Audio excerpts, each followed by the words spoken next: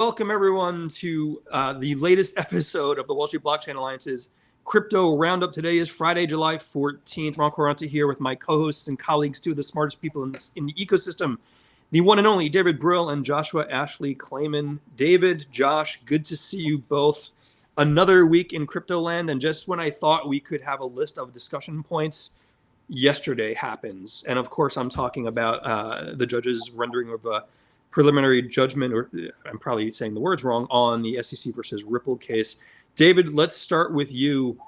What happened? What's going on in the space? And what were your thoughts primarily on the, your first thoughts at least, on the judge's issuance?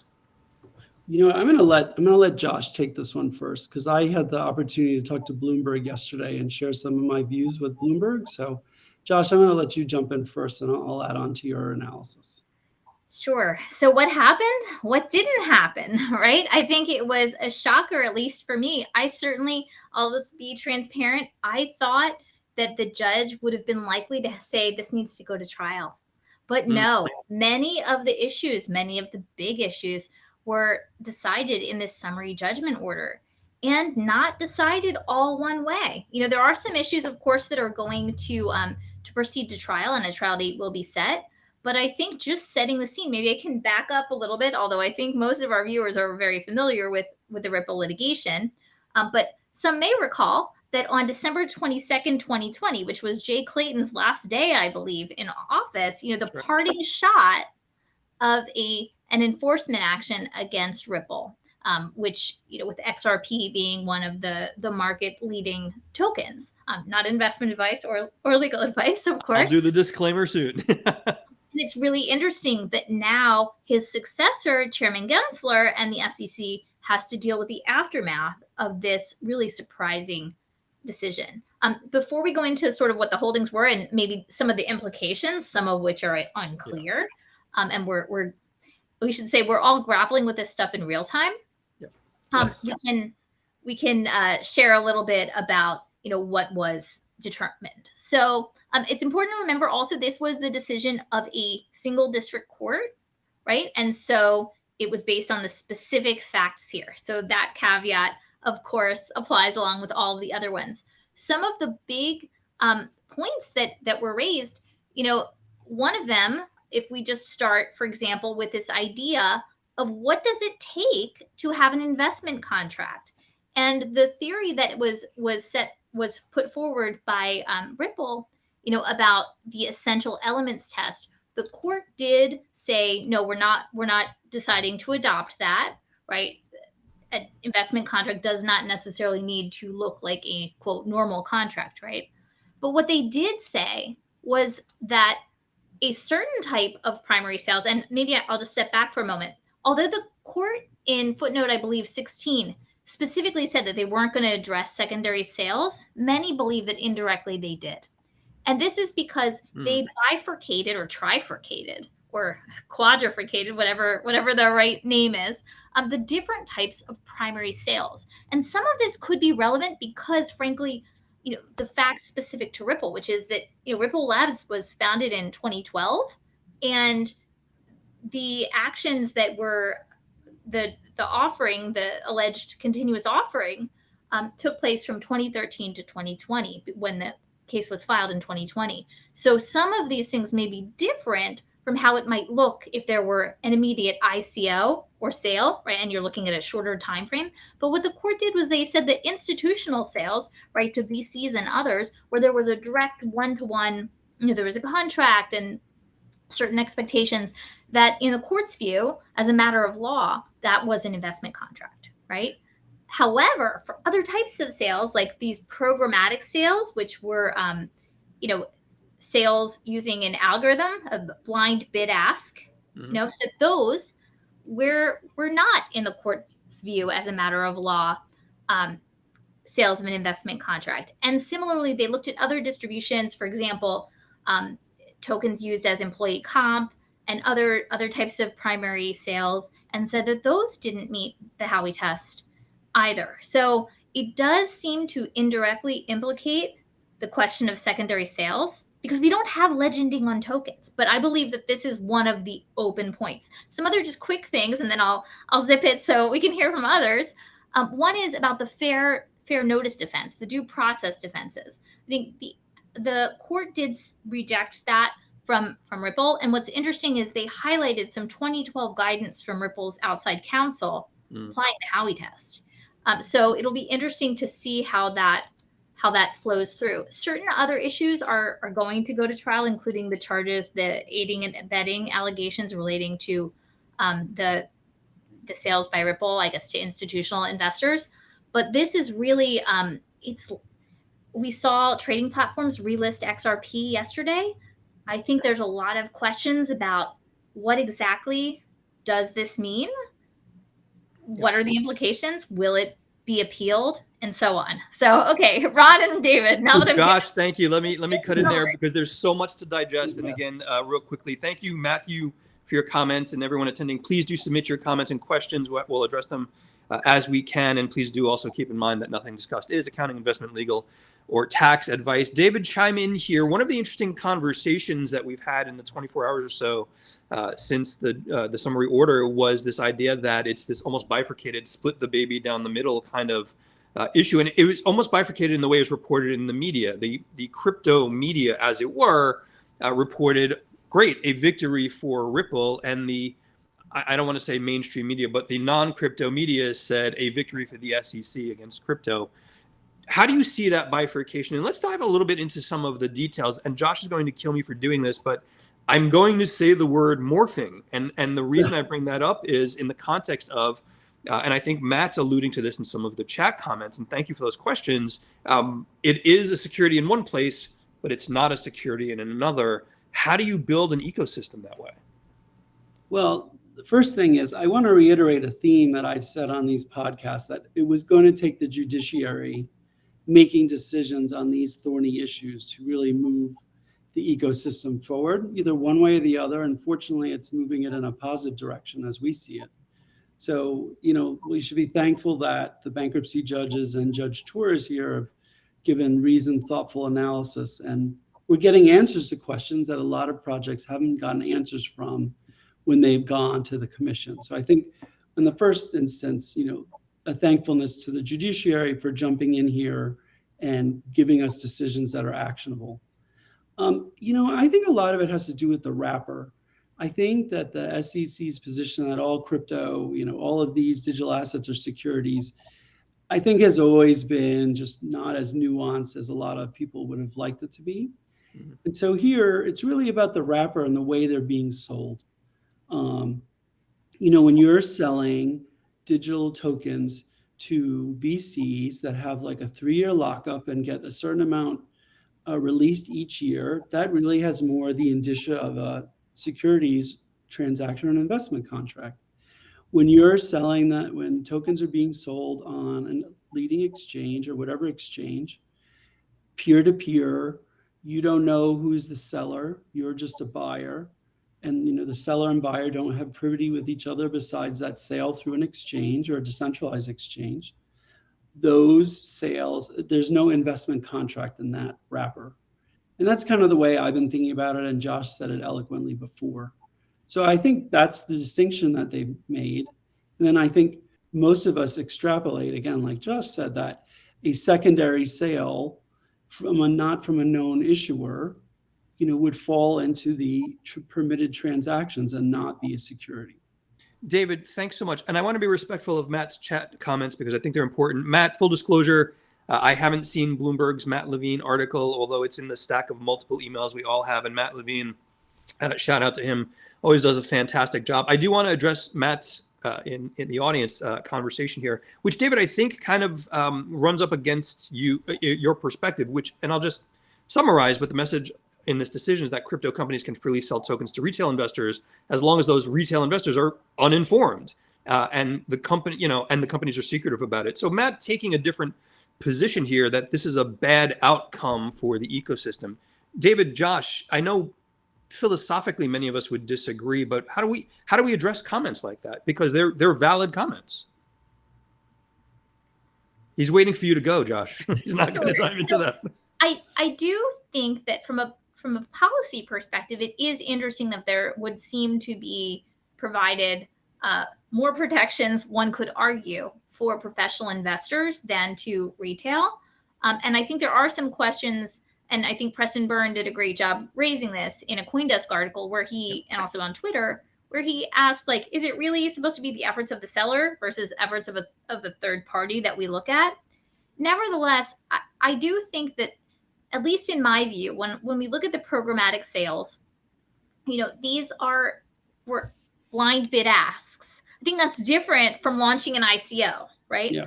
And so I think this is also partly why, to your earlier question, Ron, about why some of the media is saying it's a win for the SEC and some of the media is saying it's a win for crypto.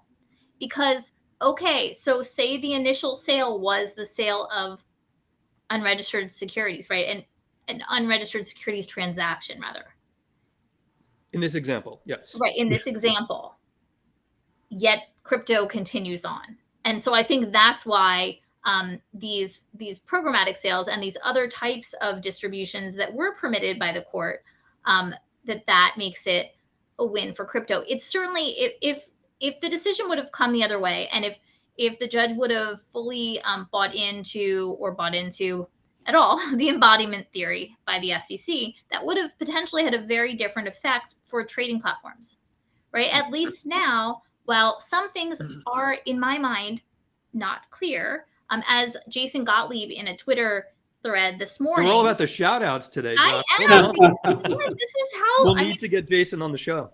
Yeah, piggybacking off of other people's thoughts, I think is, I don't know. That's agreed. Like, really, we're so lucky that we have such a wealth of views. One of the things he talks about in one of the threads is whether the Ripple and Telegram decisions combined, if you read them together, because remember, in Telegram, which was at a very different stage, right? The tokens were never actually delivered in that case. But in that instance, the same court in the same district, right, had Judge Castell, right, had said, yes, tokens are alphanumeric. They're not inherently securities, but he had seemed to suggest that in that scheme, that the tokens were part of that scheme. And so here, with the Ripple decision, there seems to be potentially a different view, right? And so what Jason suggests in his tweet is, if you read the Ripple and Telegram decisions together, I'll just read this. The Ripple and Telegram decisions combined might suggest that tokens sold as part of an institutional sales could still be part of a scheme to offer restricted securities. So tokens directly traceable to those sales may be still part of a securities offering, maybe. These are all his words. He said, but they could later be freely tradable as unrestricted securities, as not securities at all, etc. And so I won't go into all of this, but I do think the reason that I think people are pointing to the idea that even though the judge did not directly address secondary market sales, is we don't have legended tokens, and these tokens are fungible. And how would you trace them and track them if it's being sold on a platform? So I think the big winners for this really are the trading platforms, one could argue. Josh, just real quickly there for that point, and David, and then we'll open up the floor for you and some follow-up. Legend in tokens, can you explain that for some folks in the audience who might not be following that trail the way we do on a regular basis? I was just meaning, and not to get too into traditional securities world, but if you have, if I have a David and Ron token and another David and Ron token, and some of them are restricted and they're supposed to be securities, how do I know if I'm trading them on exchange? They're not marked somehow. Right. And so I think that's part of the challenges here. If it's fungible, how does a purchaser know? Right. Josh, thanks so much. Just wanted to make sure we set the record straight there for folks in the audience who might not follow that train of thought. David, weigh in there as well. And I want to dive a little bit deeper into one portion of the ruling. But David, let's get your comments on some of that as well. Sure. I just really want to focus on what the next steps are, because I think that's the most important thing. And what you're seeing is, Kraken and Coinbase have, I don't want to say relisted because they were already listed, but trading is now back on Ripple Ripple is now being traded again on Kraken and Coinbase. And I think that's a good sign. And I also think, as we stare into the Coinbase litigation with the SEC, this really adds another wrinkle to it, because now one of the main elements that the SEC has brought against Coinbase is that they've been a platform that's been selling unregistered securities on their platform. And I think Coinbase will look at this decision and read it in such a way and say, look, We've never been the primary issuer of these tokens. We've never allowed primary issuers to issue their tokens on our platform. And these sales have been programmatic or secondary sales by token holders and not by the issuers. And I think that's really going to put a big dent in that prong of the SEC's case. So I think one of the things you'll really see is another follow through is I don't know until this case gets resolved if the SEC brings any more cases in the Second Circuit. Because right now the prevailing law in the Second Circuit is this district court case. And so I don't know that they'll want to go into this district and bring cases. And so you may see them bring the cases in the DC Circuit. They brought the case against Bittrex in Seattle. But I do think that is one of the takeaways. And I do think, Coinbase and some of the oil coins, which we'll talk about a little later, are beneficiaries of this ruling. David, Josh, I know neither of you are litigators, but we have a lot of conversations with litigators. Hopefully some of our colleagues are watching as well. But I got to ask, from a court perspective, you've got to imagine the SEC appeals, no? I mean, we're hypothesizing, but I cannot imagine them not appealing. Well, I think, for instance, we still have the open issues of the aiding and abetting, and that still has to be fully, there has to be a trial date, and that has to be fully litigated unless it's settled. And then I think my understanding is that only after that is settled could the SEC then bring an appeal to the case. And so, I think time is not the SEC's friend here, is what I'm also going to say, is that if people are going back to certain types of practices and the law is not favorable to the SEC, this time lapse that occur is really going to be detrimental to the commission. So I think that I thought they've always been playing a difficult hand. Maybe not always in Ripple did we think they were playing a difficult hand, but as the judges pointed out, I think the SEC is really kind of on an uphill battle here and there in these type of cases. And with the one exception that they should still keep bringing fraud cases. Of course. Does not, we need to protect retail investors in the fraud situation. Everyone that's a willing participant in this space, a legitimate participant, believes that. Josh, go ahead. Sorry. So the question of whether they appeal, I will defer to others who are litigators about the strategy, but I can't imagine they're happy about it, right? And maybe this pushes them to embrace rulemaking. Maybe this pushes Congress and those in Congress to say, hey, look, maybe things now are not clear, even if some may have thought they were clear, while others may have not thought they were clear all along. So I think that's important. Also, while this case is about digital assets, it's also about the Howey test, right? And what does this say when we have a pretty literal reading of certain of the prongs? How could that be cited in other contexts? And I think that's important to think about because, yes, digital assets is our world, but there's a whole world of other kinds of investment contracts, and this goes into that body of law. So I think there are questions strategically for that. Where I see a lot of questions coming up as well is about, for example, marketing, things like whether people want to do, whether, for example, an IEO or an IDO, whether those would constitute programmatic sales, right? I would caution at this point, not legal advice, but in my view, while we're still digesting this, I would caution people from running ahead and necessarily saying, hey, this is different from an institutional sale. Because who knows, the ICO, if it's a bilateral, if you know who the offerer and seller is and stuff, I think maybe that might look a little more like the institutional sales. Of course, facts and circumstances, but also in terms of communications. Yeah. As David mentioned about fraud, right? Don't commit fraud.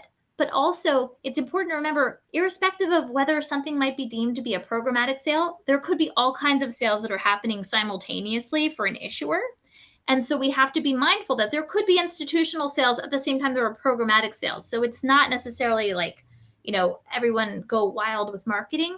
Also, certain jurisdictions like with the UK and others, they have marketing regimes relating to digital assets. And certainly at a very basic level, other than fraud, we have state consumer protection laws and other things like that. So I think before people start taking this very broadly, it's important just to bear in mind that there are limits. And of course, even if digital assets are not securities and are commodities, right? The CFTC also has anti-fraud and anti-manipulation authority as well. Yep. Josh, David, to that point, and as we always say in our legal working group meetings, and to our colleagues broadly, get proper legal opinion and representation. Have the conversations with the attorneys. I want to do a quick shout out and thank you all for joining us in the audience. Shout out to Casper at WSBA member Technos, a good friend and colleague of the WSBA. Interesting question that I don't know how to answer, David and Josh. Would a safe plus token warrant be affected by this ruling? That's a really good question. David, do you have any thoughts? I really would want to think about that a little bit. I think that if the view is that the tokens were issued with, sold pursuant to an exemption, and Right. then, perhaps, that captures the theme of this ruling, and that might be okay. But I think it's, again, very fact specific, and it's very facts and circumstances specific. But that may be a pathway. But again, I think you really have to know more details to make a decision on that. David, as chair of our crypto asset working group, our next meeting is on Thursday, and I am certain Casper will be there to raise this question as well. I want to move on, if you both don't mind. I just want to be cognizant of time. There's been a lot of, I use this jokingly, but ripple effect, maybe too soon to joke that way. And we've seen that, David, in the price action, right? XRP up over 60%. Bitcoin on the week up 2 and change. Ether on the week up almost 7%. Is this a little bit of too much euphoria in the wake of the SEC Ripple decision? What are your thoughts? Well, I think what you're really seeing is the tokens that the SEC has referred to as securities are really seeing a bump from this ruling. And the thought process is that, and again, every facts and circumstances is different for each token, but the prevailing view from these token holders and from the price action is that this has given those tokens more legal clarity for trading here in the US, and maybe has de-risked those tokens as far as being subject to a Section 5 action by the SEC. So, I mean, if you look at a few of them in particular, Solana moved up a lot in the last 2 days. XRP obviously has moved up tremendously, as you mentioned.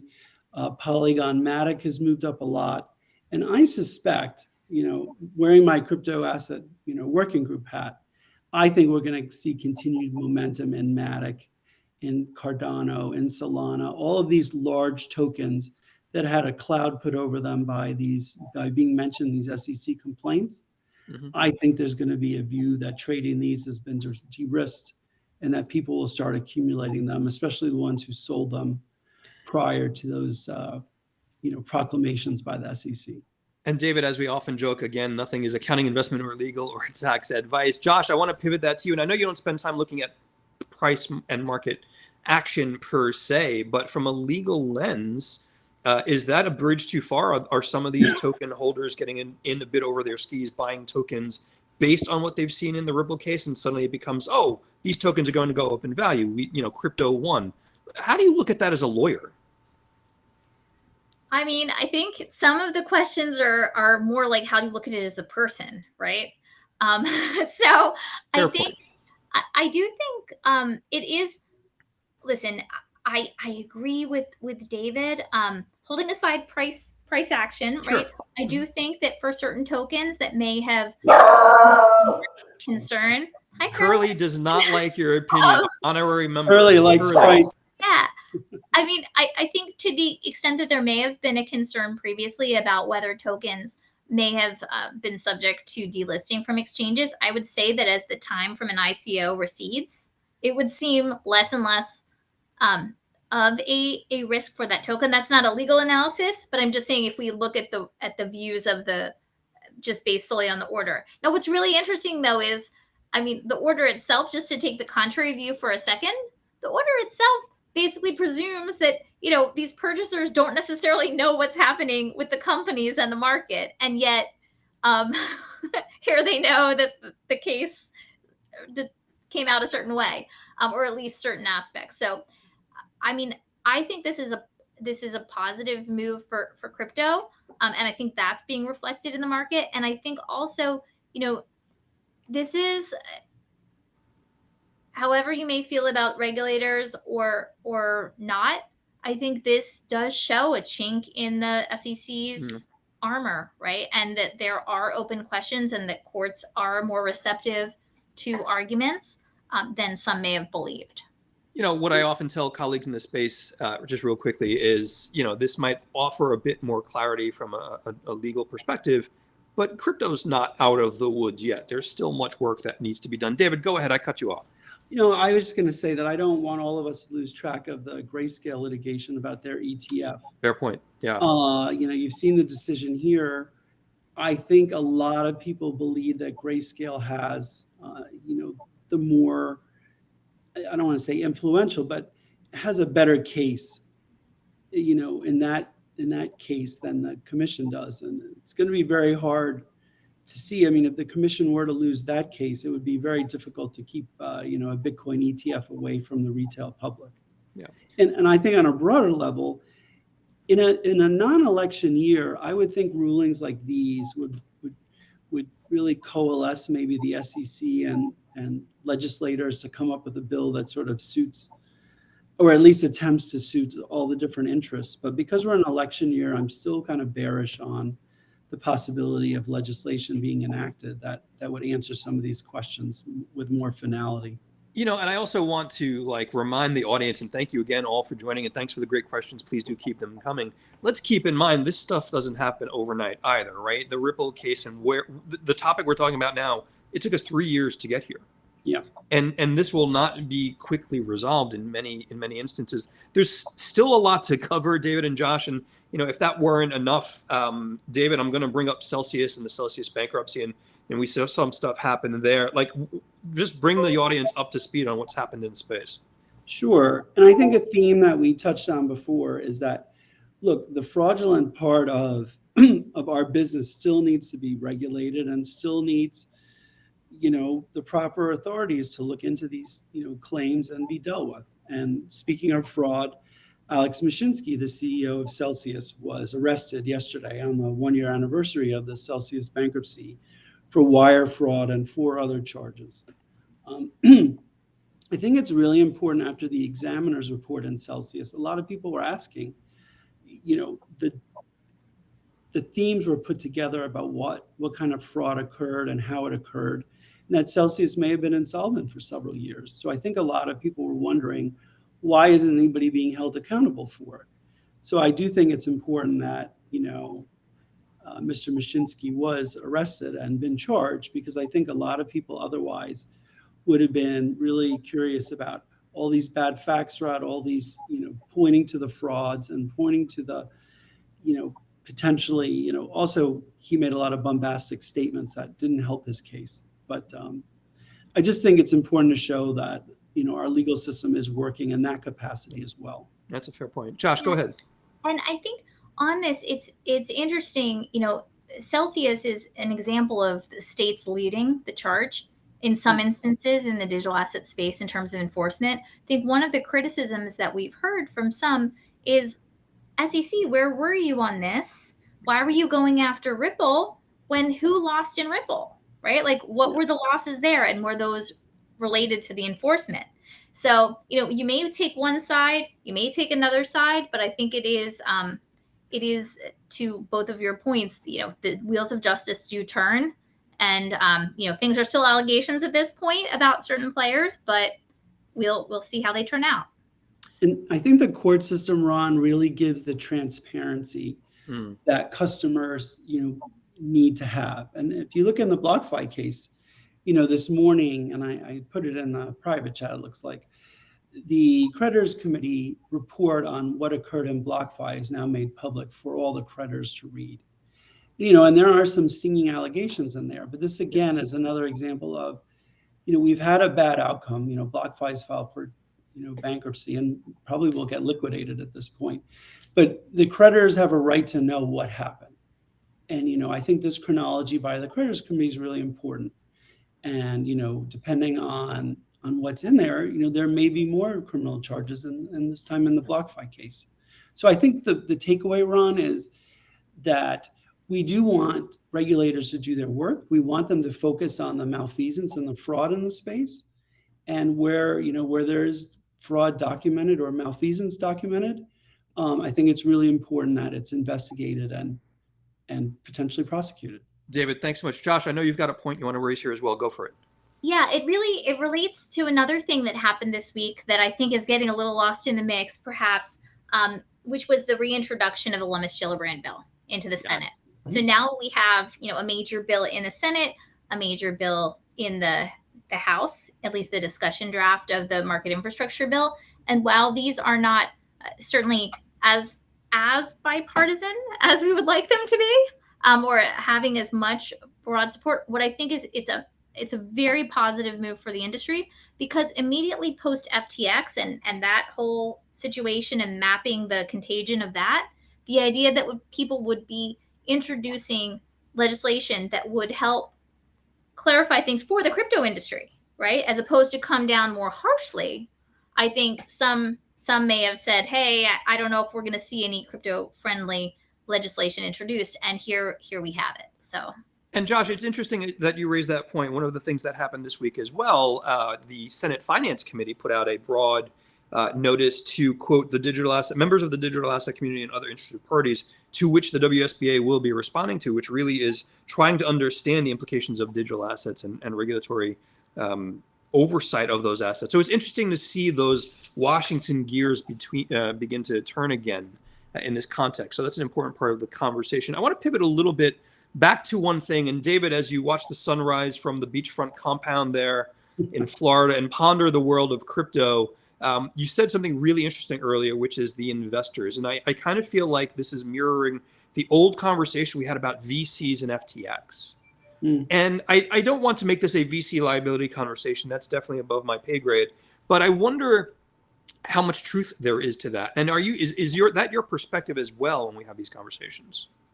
When you're saying that in terms of like the people who invested in FTX and them having liability for investing in them, and Correct. potentially knowing that there was a Or fraud Celsius, correct, or Celsius by way of example, which might be a bit of a different example. But how, where does some of that blame lie? I will tell you this, more of my libertarian bent comes out on these things when we talk about these things. That's what I was fishing for. I am not a person who believes in the sort of Monday morning quarterbacking and sort of, oh, so-and-so purchased something from, an institutional investor purchased something from a company, and therefore they knew it was a fraud and they still bought shares in it. It's very facts and circumstances driven. And I think a lot of times, a lot of very smart people have been fooled. And so I don't think there can be an assumption, oh, just because an institutional investor bought, I don't want to use FTX as an example, but bought shares or tokens in a project, like they should have known they were fraudulent. I just don't know. I don't always believe in that sort of causation that okay, you have a smart buyer, therefore they know. Look at the investor, the Canadian investor in Celsius. Right. That pension fund. Clearly they were not going to be buying something they thought was fraudulent. And they've taken a whole loss on that. So I think it's a very nuanced question. And I think it really needs deeper analysis. I'm just not willing to throw the baby out with the bathwater on that one. Yeah, fair point. Josh, anything you want to add to that before we move on? no, I was just smiling because we were talking about splitting the baby, throwing the baby out with the bathwater. But I do have one thing I want to say. I do think one of the winners in this Ripple case is I think Ether is a beneficiary in this Ripple case because Why? Because if you look at the analysis, all of the sales of Ether that have gone on now have all been, Ether is totally decentralized and it's all been peer-to-peer or some sort of programmatic selling. And so I think that, I didn't think Ether was at risk personally, but, Chair Gensler had sort of put it up on the table that it might be at risk. Yeah. I think a ruling like this will make it harder for the SEC to make a case against Ethereum. So let's tear up the script, but keep on that point, David. And I wanted to pull Josh into this because I think that's important. That's also in the context of the New York Attorney General noting that she believed Ether was a security as well. How does what we're talking about weigh in on the NYAG's perspective, or does it? Well, look, this was a Second Circuit case. So when the New York AG sits in New York, so they're governed by the Second Circuit. I honestly didn't, when you read that complaint, it didn't really have a lot in there about why Ethereum was a security. It felt more like an afterthought being put in there than meaningful analysis. I don't know, Josh, what your recollection is on that. So that is generally my recollection, although it may be mistaken. But I also would say, I haven't been following it close enough to recall whether we ever heard from KuCoin in that case. And I think many people believe that it was, that KuCoin might not respond at all, and that it may just be a default judgment. So it could just be that it doesn't have much of an impact at all if there's no one disputing. But again, I'm not a litigator. And so all caveats apply to this. We will have some of the litigators in our legal working group show up as a guest for one of the upcoming episodes. David, the market clearly agrees with you vis-a-vis Ethereum. I think it's up 6.5% on the week, which is a pretty big bump. Let's move forward a little bit. And I think it's really an important conversation. We call it our crypto roundup, but for both of you and the members of the WSBA and other colleagues that are watching this, we certainly focus on things beyond crypto as the Wall Street Blockchain Alliance. And one of the things, David, that you raised that I thought was fascinating, when we look for scale effects and network effects and adoption, Google Play allowing the download of blockchain apps and games. And Josh, certainly want to have you weigh in on this to the extent you're interested. But to me, that's a game changer in the context of how blockchain is accessible to the global ecosystem. What are your thoughts about it? I think it's really important. Gaming and other blockchain-based apps, basically Google Play and the iOS system for Apple are really the main gatekeepers to all phones and sort of Android and Apple-related devices. So, preventing that's Curly calling in. Curly's calling in. He wants his doggy game so he can win a dog NFT. So, but all kidding aside, it's really important that the distribution is there, and that just because games, you may be allowed to use an NFT you earn through a game, or you may be allowed to use some crypto that you earn in a game, to think that in the past, all of those games were being blocked by the developers, in Android and iOS is disappointing. So I think it's finally time, and I'm really happy that Google has taken the next step to allow those games to be downloaded on Android devices. And my hope is that Apple will follow suit. David, it's interesting when I have this conversation with colleagues in the space and members of the WSBA, they say, well, blockchain-based games, Web3 games, they're terrible. The graphics are terrible. And my argument back is, well, so were Web 2 games for a long time. So it's kind of myopic to look at it and say, well, they're not going to get anyway because they look terrible today. They're going to be amazing in my mind down the road. Josh, do you have any perspectives on some of this? Is this part of your day-to-day? It is. What I would say is, without giving any sort of privileged information, you're going to disclaim this now, right? Yeah, just to go to some of David's points about distribution and your points as well, Ron. I think one of the things, and this is kind of crypto adjacent, but maybe it is relevant because it comes up in some of the kinds of developments that we're seeing in crypto and the interaction between digital assets and games and AI. But you may have seen, for example, that Steam, at least reportedly, has been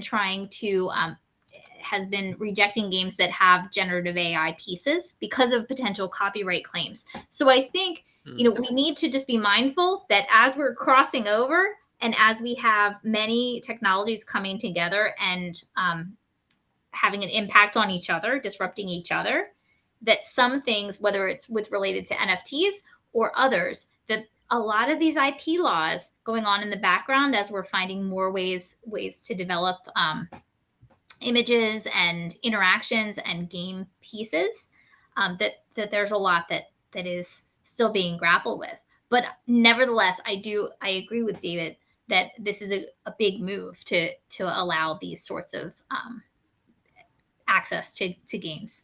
It's like the old saying, right? Go ahead, David. I'm sorry. I was going to say, I know you were the Pong champion back in the day, but as these games have evolved, I still have my ColecoVision someplace, David. We should wire it up and play. But as the old saying goes, the pace of innovation will never be as slow as it is today. And Josh, you raised some really interesting points that have legislative and regulatory and consumer safety issues around AI, crypto, DeFi, NFTs. So we'll be busy for quite a while to come. We've got only a few minutes, although we keep running over. David, I want to toss the co-hosting duties up to you. What are you looking at coming next week? Well, for one thing, we have our crypto assets working group meeting on Thursday, and I'll be diving into altcoins in particular and what I believe is this follow-on effect from the ruling yesterday. I'm really going to be digging into the BlockFi released by the creditors committee and really reading what the creditors committee found with regards to BlockFi. And I hope these get circulated to their creditors. And I'll also be really reading, like Josh, a lot of our friends, reading what they have to say, thinking about the litigating position. I think it'd be good for us to really be able to say, exactly what an appeal would look like if one were to occur. Would it be de novo, or would it be on the facts that were set out in the appeals court, in the district court case? So I think I want to learn up a little more on those issues. And then, just curious to see if we see any sort of government action in the next following days following the judge's result. Yeah. Go ahead, Josh. From the Vineyard Estate in central New Jersey, what will you be looking at this coming week? I mean, I think a lot of us will be looking at the implications of this Ripple decision for really practical realities for clients, and what where the limits are, and what other kinds of limits there may be, even if there are not necessarily securities law limits, right? As I mentioned, consumer protection in other jurisdictions and things like that. But like David, I will be listening and watching to see what other commentary exists in the market. I will say I took a listen to the Laura Shin podcast, where our friend Lewis Cohen recently was. Shout out to Lewis Cohen, DLX Law. I'm doing all the shout outs today. But Love it. truly, I think this is how we learn, and this is how we get new ideas and build upon them. So I'll be following along at home, like all of us, or at work. Yes. So I'll be pouring a glass of wine. I still have to go through all of the other spot Bitcoin ETF applications that I haven't finished reading, as well as some of the other stuff. It's interesting, David and Josh, when we have these conversations, this is a bit self-serving, but I think it's really important for the industry. It really makes me think back to principles. So one of the meetings we have next week is a live stream episode. It's episode number 3 of our Understanding the Wall Street Blockchain Alliance Crypto Industry Principles. And we start deep diving into things like collateral management. We'll have our old friend Greg Murphy will be on the broadcast with me and some others as well. So to me, the conversation that we have about principles is important. Anyone in the audience that's interested in listening, 1 p.m. on Thursday next week, it'll be on LinkedIn Live. If anyone wants more information about the principles, it's on the WSBA website, wsba.co. Or drop us an email at info@wsba.co. Happy to plug you into that as well. And David, you and I, not party planners, but certainly have some event work going on. The WSBA Crypto Investor Summit in person, October 11th in New York City. Josh, we didn't tell you, but you've got a speaker slot. Sorry, just pencil it in. But David, do you want to talk a little bit about some of the things that we're thinking about covering and the potential guests that we might have? Sure. So we're really going to cover, and I know in 3 months, the world can absolutely change significantly, but we're really going to take a deep look with some of the major principles of what's gone on in some of the bankruptcy proceedings, what's gone on in some of the, the litigations that have gone on. What are the ramifications for the markets, and what are the ramifications for practitioners in this space? I think there'll also be a preview into the election year and how that might affect crypto and different positions people will take. And I think we're very fortunate at the WSBA to have a lot of very seasoned, thoughtful individuals who are part of our membership and who can add their experience to the discourse. So I really think that this is going to be a must participate event. We'll end up having several hundred people and really 10 to 20 practitioners that all of and we'll be really happy to have a very spirited conversation on where things will be moving. And obviously at the end of the day, we'll have one of our networking and cocktail receptions for guests. Anyone interested in more information about the event, drop us a note. We haven't sent out the invites yet. Again, info@wsba.co. David, we expect Curly to be there at the events in tails and tux. I will fly him up from Florida. He will. Excellent. Yes, he'll be there. Looking forward. Josh, David, any closing comments for both of you? I'm really going to be watching. I know Josh doesn't look at this, although she won't admit to looking at it. I really am curious to see how the prices move in the altcoins that have been named as securities. I've got a monitor right here looking at prices, so we should talk about that offline. David, Josh, again, thank you so much. Really do appreciate it. For all of you who joined us in the audience, thank you so much. Keep the questions coming. We'll be back next week at the same time. If you want to share additional questions with us, info@wsba.co. David, Josh, always a pleasure. Thank you so much. Have a great weekend. Right. Thank Have a you. good weekend, everybody. Take care. Bye.